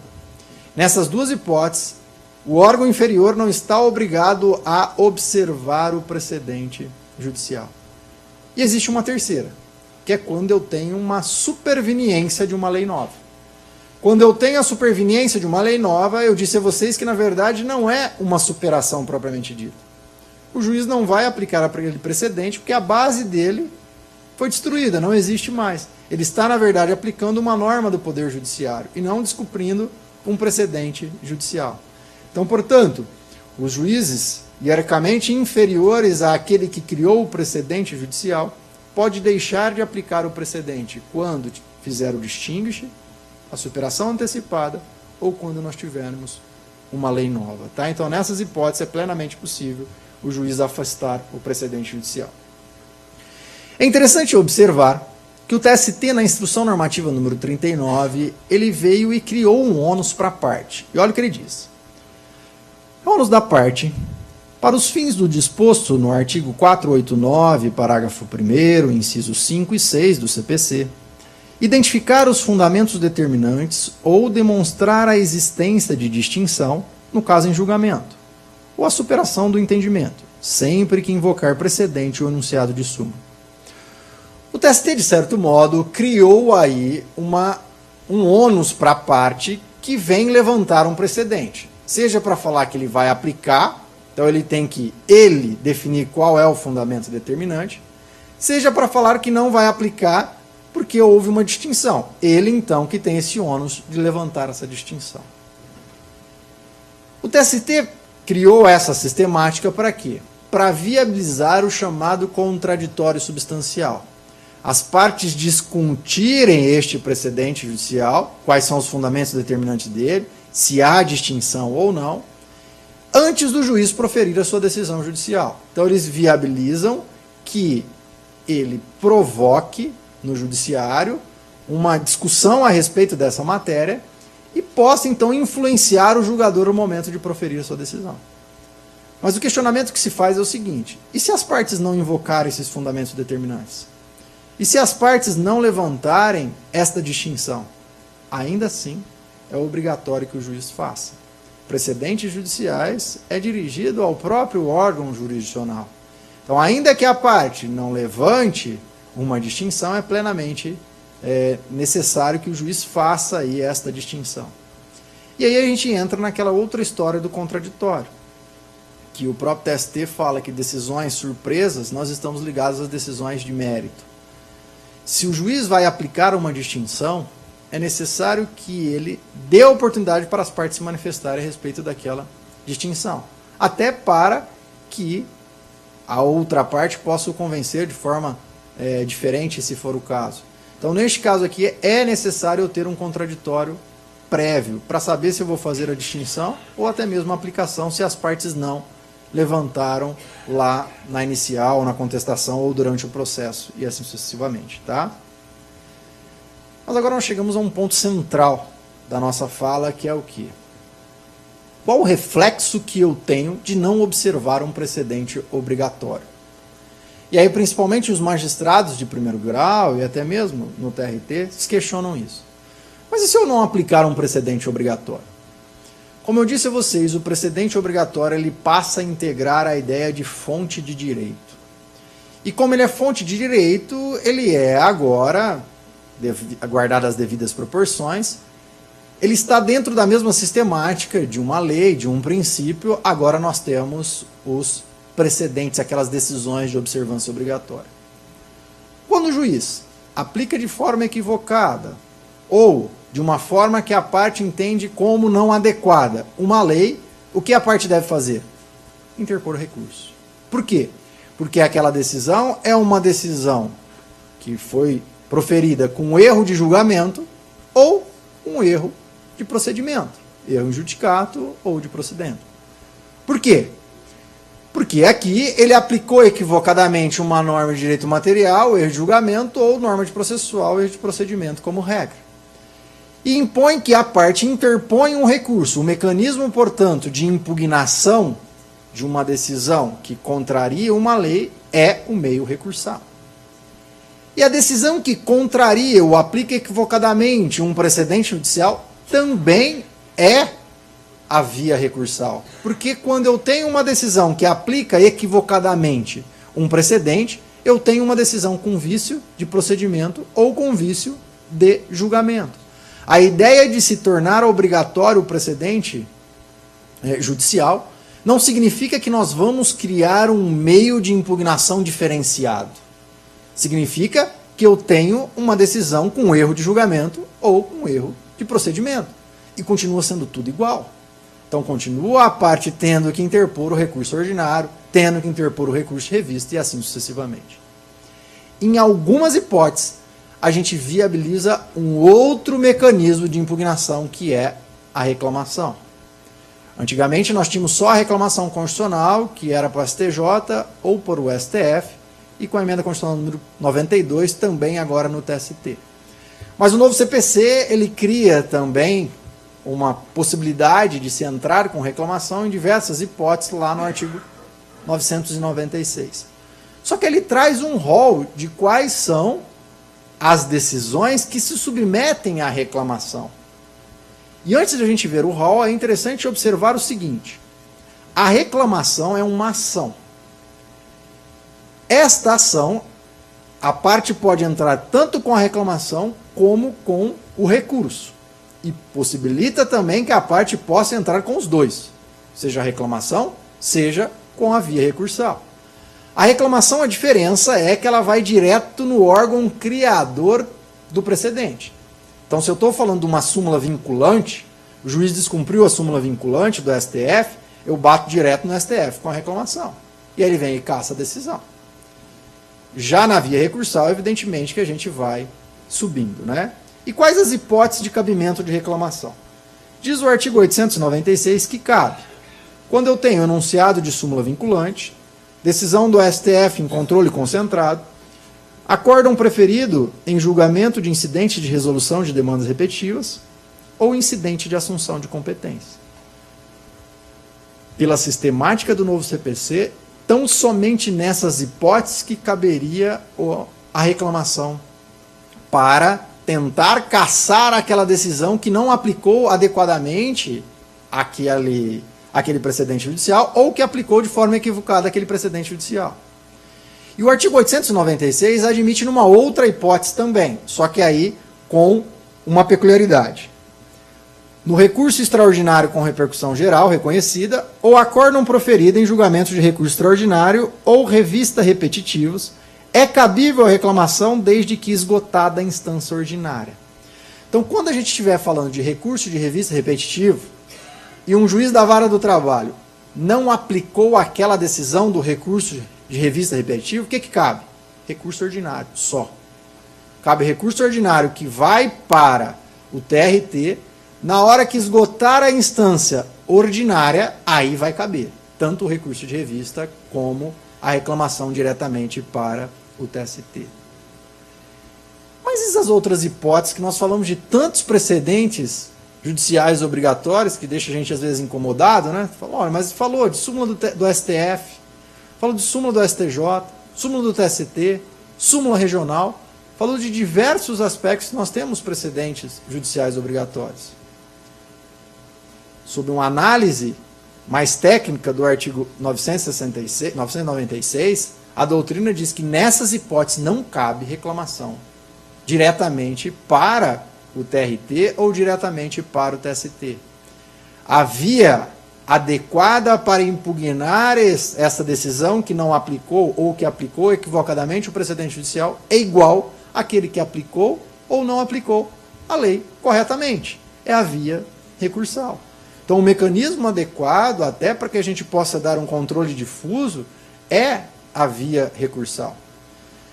Mas o problema que nós temos é que no inciso 2 do artigo 996, ele vem e fala que cabe reclamação para garantir a autoridade da decisão. E esta autoridade da decisão do tribunal gera aí uma discussão muito mais ampla do cabimento da reclamação. E diversos regimentos internos já têm estabelecido que, quando houver o descumprimento de uma súmula regional, vai caber a reclamação. E isso, a meu juízo, num primeiro momento, não cabe aqui reclamação nessa hipótese. Mas a partir do momento em que o próprio Tribunal Regional, no seu regimento interno, viabiliza o cabimento da reclamação, me parece que vai caber a reclamação aí neste caso.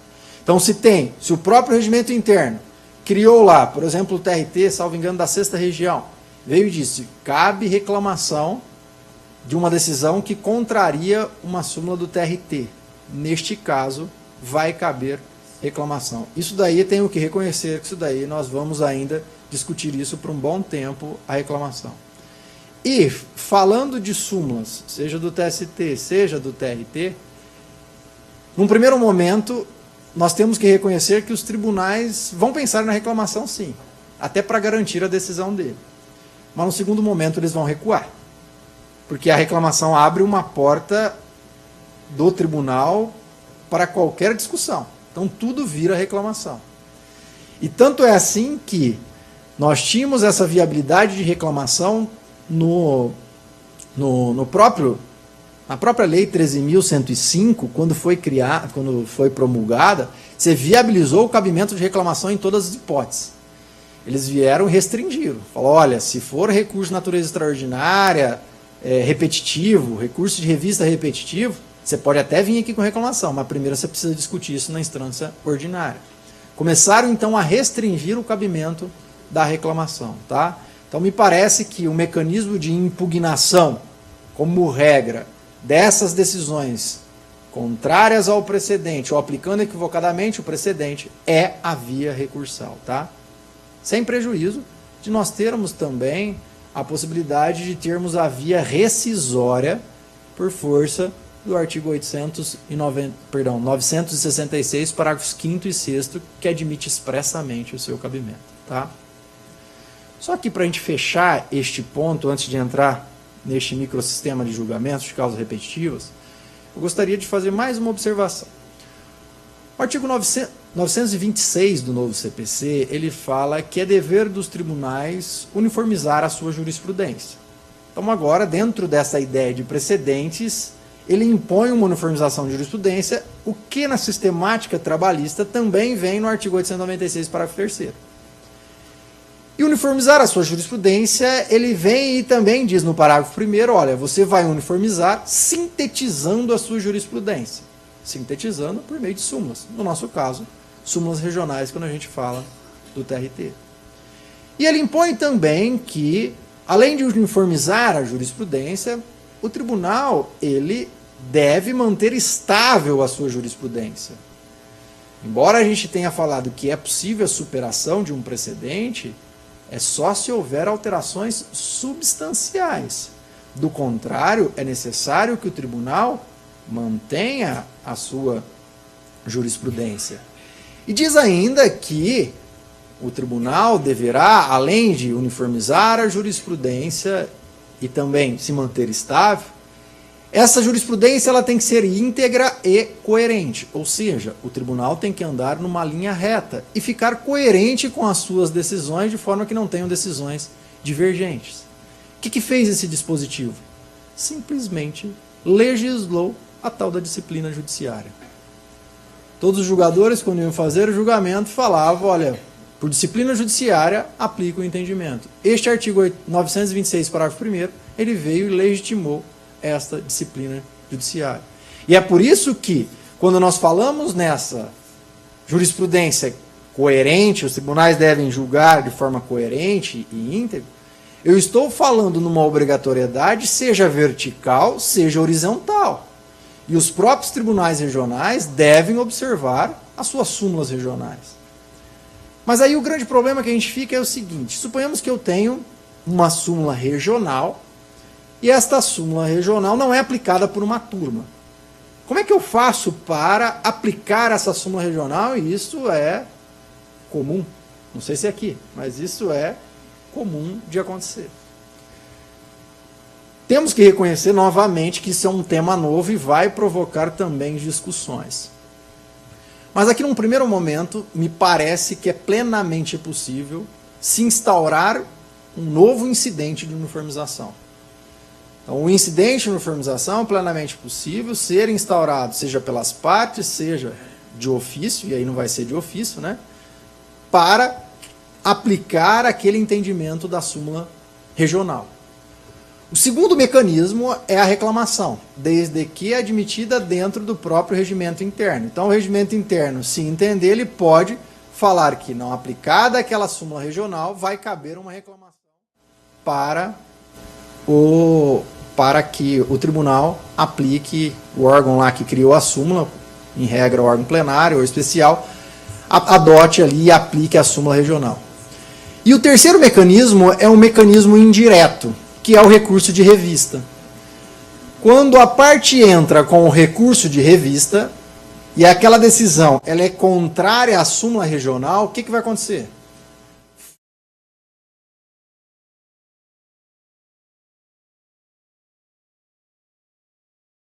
Aquele desembargador não aplicou o entendimento uniformizado. O que vai fazer a presidência?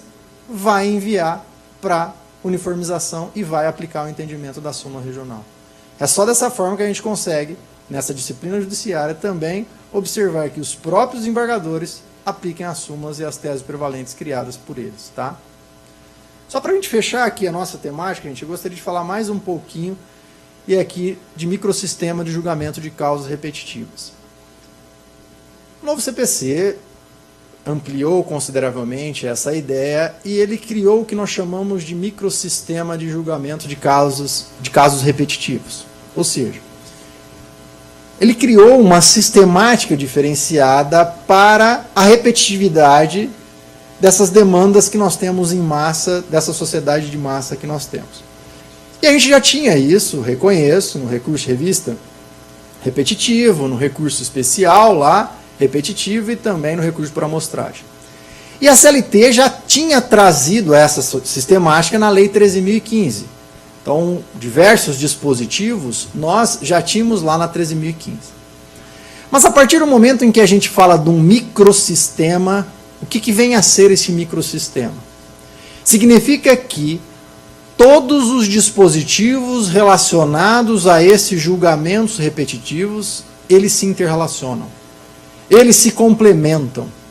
E aí, quando nós vamos falar, por exemplo, de incidente de resolução de demandas repetitivas, recurso de revista repetitivos, assunção de competência, todos os dispositivos deles, nós vamos fazer uma correlação, tal como a gente faz no microsistema das tutelas coletivas, que a gente vai no CDC, a gente vai no Código de Defesa do Consumidor, a gente vai no Estatuto do Idoso e vai conjugando as normas para aplicar ali na tutela coletiva. Aqui, neste microsistema, é da mesma forma.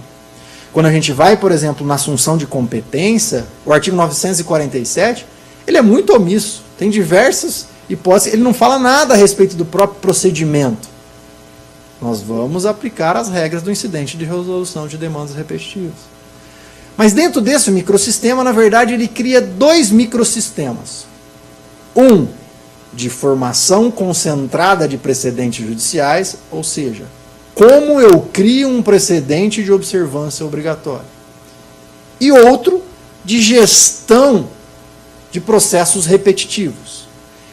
Esses de gestão de processos repetitivos a gente só aplica naqueles casos que eu tenho processos repetitivos. Por exemplo, recurso de revista repetitivo, incidente de resolução de demandas repetitivas.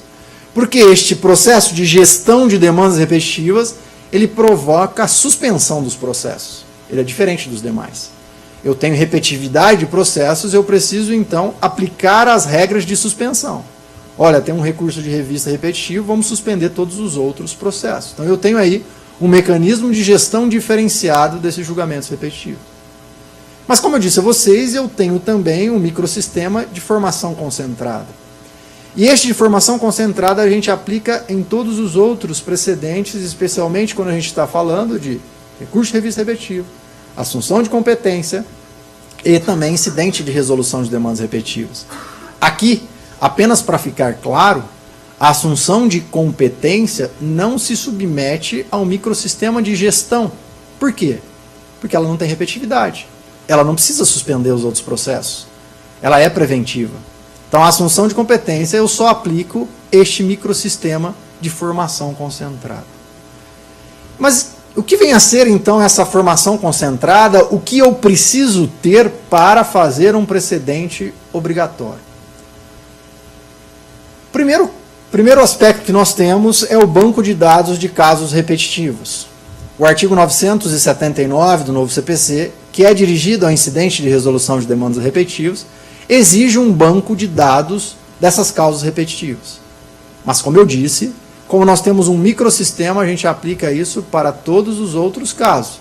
Inclusive recurso de revista repetitivo, que já vinha no artigo 896C da CLT. Então, este banco de dados ele é obrigatório. O próprio Conselho Nacional de Justiça, já preocupado com isso, criou a Resolução 235 de 2016. E aí os tribunais regionais e também o próprio TST deve ter um banco de dados identificando quais são os precedentes de observância obrigatórias. E aí, então, separar lá as teses jurídicas prevalentes, as súmulas regionais, as decisões em incidente de resolução de demandas repetitivas, até para se dar uma publicidade à sociedade de quais são os precedentes de observância obrigatória ali naquele regional. E haverá, inclusive, uma centralização dessas informações no Conselho Nacional de Justiça e também no TST. Então, quando nós vamos falar de súmulas regionais, a própria Lei 13.015 já exigia um banco no próprio TST para a gente saber dessas súmulas regionais. Até porque quando as partes vão entrar com recurso, ela precisa saber quais os tribunais que ela pode se valer ali daquelas súmulas regionais. Tá? Um outro aspecto que deve ser observado quando a criação da criação desses precedentes é o chamado a participação da sociedade ou do amicus curiae. Então há agora esta ideia de um amicus curiae, ou amigo da corte, que tem um conhecimento a respeito daquela matéria. Então você está discutindo lá um meio ambiente do trabalho, plenamente possível você trazer ali um agrônomo, se for um meio rural, ou trazer pessoas qualificadas, um médico, para discutir a respeito daquela matéria, em audiências públicas. Faz-se audiências públicas para se proferir um julgamento de ordem coletiva. Participar ou viabilizar a participação da sociedade, uma vez que, como eu disse, essas decisões não são simplesmente interpartes. Elas vão provocar reflexos em outros processos, sejam os passados, sejam os futuros. É por isso, portanto, que há necessidade de se ter essa participação da sociedade nesses julgamentos ali que vão gerar os precedentes judiciais. O outro caso é a intervenção do Ministério Público do Trabalho, que se ele instaurar os incidentes, ele já está participando. Se ele não instaurar, obrigatoriamente o Ministério Público do Trabalho, aqui no nosso caso, deve participar desses incidentes como forma de garantir ali a fiscalização da ordem jurídica, que é o seu papel, tá? O outro aspecto é a motivação reforçada. E aqui o artigo 984, parágrafo 2º, ele é bem expresso nesse sentido. O conteúdo do acórdão abrangerá a análise de todos os fundamentos suscitados, concernentes à tese jurídica discutida, sejam favoráveis ou contrárias. E aí é necessário, portanto, que, quando for proferir uma decisão no incidente de resolução de demandas repetitivas, por exemplo, que todos os fundamentos sejam rebatidos. Sejam os contrários para reforçar a tese, sejam os favoráveis. E aí, portanto, há uma necessidade de uma motivação, além de exaustiva, reforçada nesses precedentes judiciais. Tá? E para acabar, é possível ainda a gente ter a revisão da tese naquelas hipóteses que nós falamos lá de superação, desde que passe por uma mudança substancial, seja social, econômica, jurídica, então desde que eu tenha essa alteração substancial, tá bom? Pessoal, era isso que eu queria trazer para vocês, fico aí aberto aos questionamentos, inclusive ligados à uniformização de jurisprudência.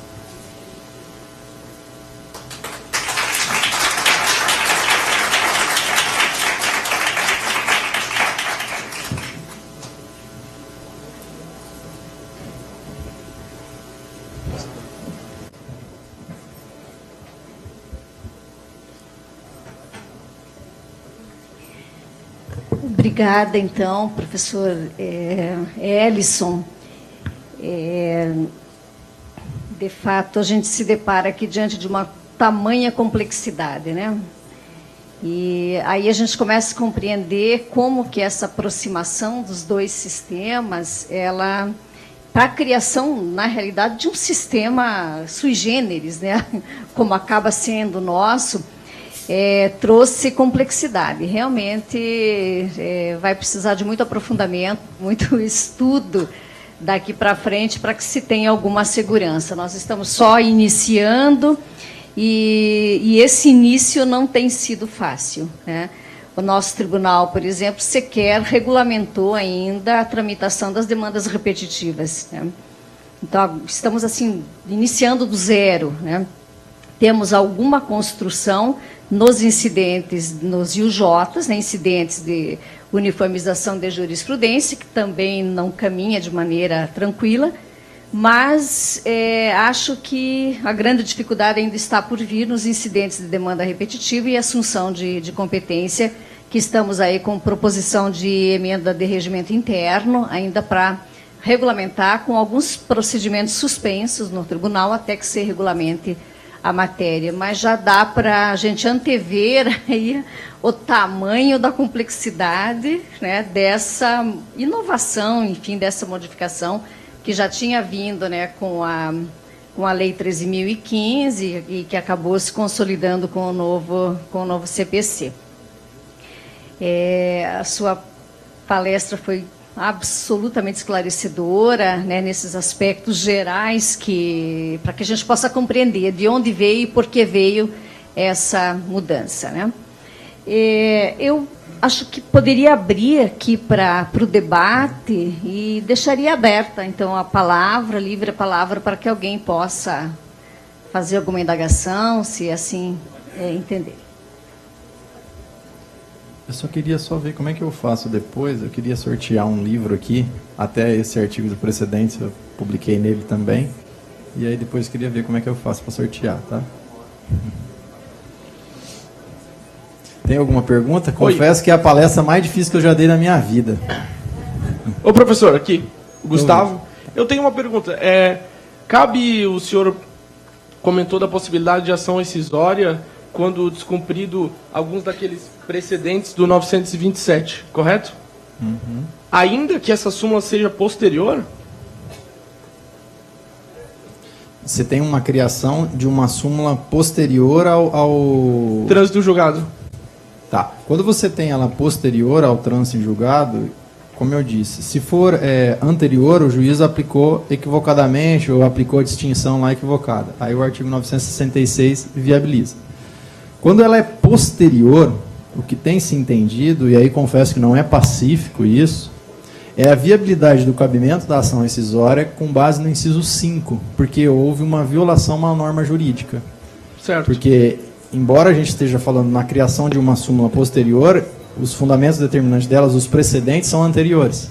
Então você já tem ali aquele entendimento, teoricamente, deveria ser aplicado daquela forma. Então eles entendem que é cabível com base no inciso 5 do 966. Tá, certo. E o prazo, o termo inicial, ele iniciaria... Nessa segunda hipótese do trânsito julgado. Do trânsito julgado, não da nova súmula, como no caso de declaração de constitucionalidade de alguma lei lá. Não. Naquele caso lá, e você... Seria da regra decisão, básica. que é o 525, salvo engano, que fala isso. Que é da decisão. Neste caso aí, não.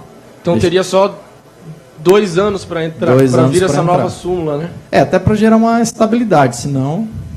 Senão acontece a mesma coisa que da declaração, que é... Que é depois da decisão do STF. Não, mas era só isso. Obrigado.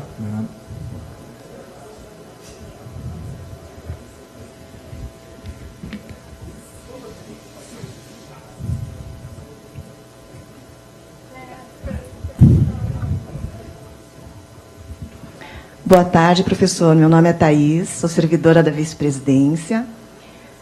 O senhor comentou em respeito à uniformização de jurisprudência.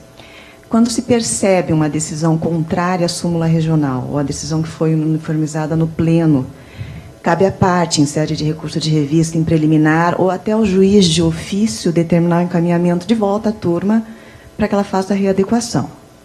A pergunta é se a turma continua resistente em aplicar essa decisão que foi uniformizada. O que deve fazer o juiz vice-presidente quando dá análise do recurso de revista? Excelente pergunta.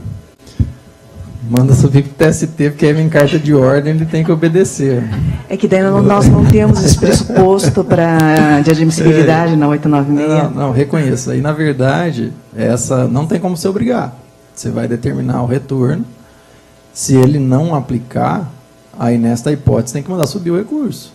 Aí vai subir o recurso e, como não vai ter o pressuposto de admissibilidade lá no TST, o ministro, aí a decisão do ministro é uma decisão, é uma carta de ordem, ele tem que observar. Aí ele já não tem mais essa liberdade como aqui no regional. Eu, particularmente, entendo que quando a gente está aqui no regional, é até possível fazer isso, porque você não tem uma decisão de ordem aí a ser observada. O ministro Cláudio Brandão, no livro dele, ele não entende dessa forma, não. Ele entende que o vice-presidente ou o presidente atua por delegação do ministro relator. E aí a determinação dele também é de ordem. Naquele livro dele de recursos, ele fala exatamente isso. Fala, olha, aí é uma decisão de ordem por delegação do ministro relator do TST. Então ele também não poderia descumprir. Só que se ele descumprir, a única forma de se solucionar é mandar subir esse recurso. Que aí ele vai parar lá no ministro relator e vai aplicar o parágrafo 4º. Professor, meu nome é Valéria. Essa matéria é extremamente nova e eu sou dos antigamente ainda, né? Então, jamais se ouviu falar disso na faculdade que eu fiz. Mas eu vou lhe dizer uma preocupação minha. O que mais me preocupa nessa história toda são os advogados. Porque tudo que se escreve de súmula, você interpreta do jeito que quer, e eles brigam com isso até o Supremo. Então, a intenção de diminuir os recursos, de diminuir... Eu não consigo visualizar uma coisa imediatamente, não. Porque aquilo que você diz que se encaixa, que se enquadra, que não se enquadra... E ainda mais a questão, na trabalhista, no cível, é muito comum você ter um pedido, 2 pedidos no máximo. Trabalhista, você tem 50. E aí você vai sobrestar todos os processos para esperar a decisão não da uniformização, dos recursos repetitivos, aí você sobresta todos os assuntos esperando aquele. Não é muito complicado isso? Eu reconheço que a sistemática, nesse primeiro momento, ela vai trazer muita dificuldade, principalmente para nós, nessa acumulação objetiva que a gente tem. E a ideia é que, quando você tem diversos pedidos mesmo, há a suspensão de tudo. Primeiro julga lá o recurso repetitivo, para depois julgar o resto. Mas nada impede da parte fazer um requerimento de prosseguir o julgamento dos demais. Aí você pode fazer autos apartados. Aí é plenamente possível você, então... E aí vai ter que ser o PJE, outra mudança, né? Aí, viabilizar esse fracionamento desse processo. E existe no próprio CPC, não me recordo o dispositivo, ele fala que você pode fazer um requerimento de prosseguimento quando for necessário. E aí você prossegue ali quanto aos demais e fica parado só aquele ali. Nós vamos ter um problema maior, já que a gente está falando de problema, né?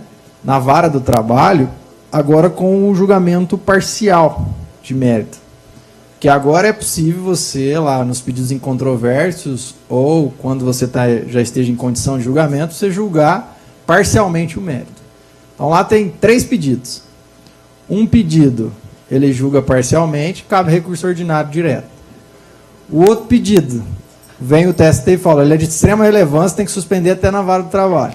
E o outro pedido ele vai julgar. Você tem 3 processos dentro de um processo só. Acumulação objetiva, na verdade, são acumulações de ação. E aí nós vamos acabar tendo esse problema. E temos um problema imediato, vamos dizer assim, que é o PJE. O PJE ainda não foi alterado. Mesmo que você tenha uma decisão hoje em dia lá que é parcial, você não tem como entrar com recurso ordinário, porque o PJE ainda não viabiliza isso. O TST está fazendo um estudo para adequar a própria instrução, a sistemática do PJE à instrução normativa número 39. Então, provavelmente, eles devem alterar o PJE para começar a viabilizar esses fracionamentos do processo. Tem mais alguma?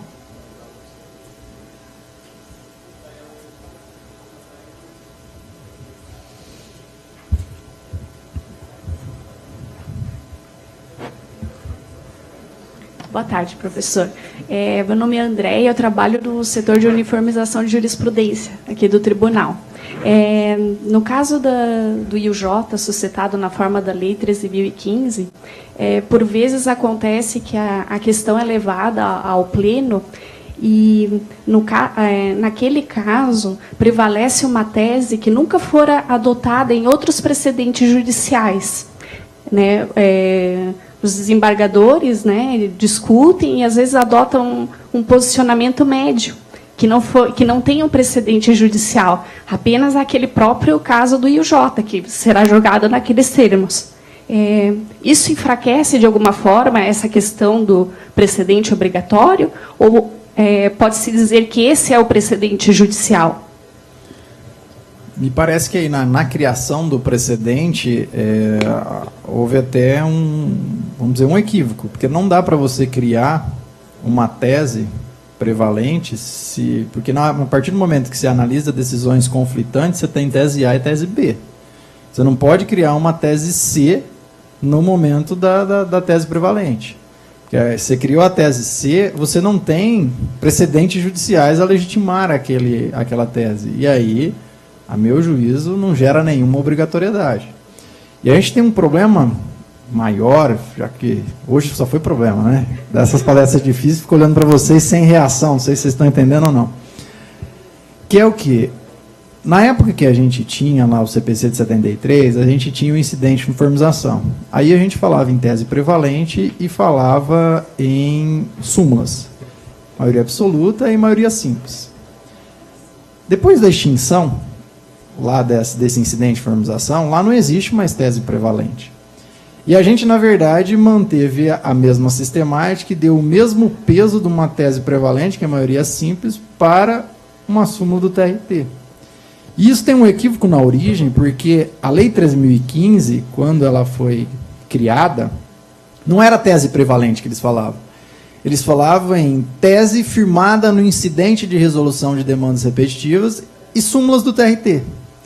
Só que como a Lei 3.015 andou mais rápido que o CPC, não tinha incidente de resolução de demandas repetitivas. Tiraram e colocaram tese prevalente. Aí agora nós ficamos com um limbo. A gente tem uma tese prevalente que não tem sistemática no CPC, não colocamos um incidente de resolução de demandas repetitivas ali e geramos agora o mesmo peso para uma tese prevalente e para uma súmula regional, que acaba provocando isso que você está falando, tá? Mas, na verdade, ainda que a gente tenha essa sistemática, se eu tenho divergências, eu preciso ter tese A e tese B. Não dá para criar uma tese C no momento do julgamento da tese prevalente, tá? Até por isso que ele tem que estar vinculado com os precedentes anteriores. E, doutor, vou abusar um pouquinho, uma segunda pergunta. É a respeito dos limites fáticos da lide no IUJ.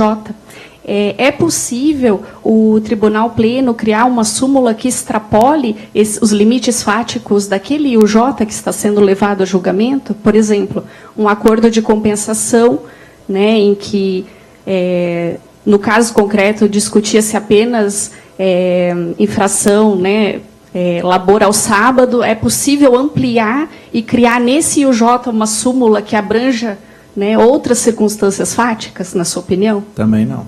Para mim não daria, até porque agora, nessa nova sistemática, não dá para você criar um processo legislativo na criação das súmulas ou das teses. Elas têm que estar, como nós dissemos, sempre ligadas ao precedente judicial, porque é aí que você vai conseguir buscar o fundamento determinante. No seu caso, não tem como buscar fundamento determinante, porque ele simplesmente criou uma norma ali que não tinha um precedente anterior. Obrigada, doutor. De nada.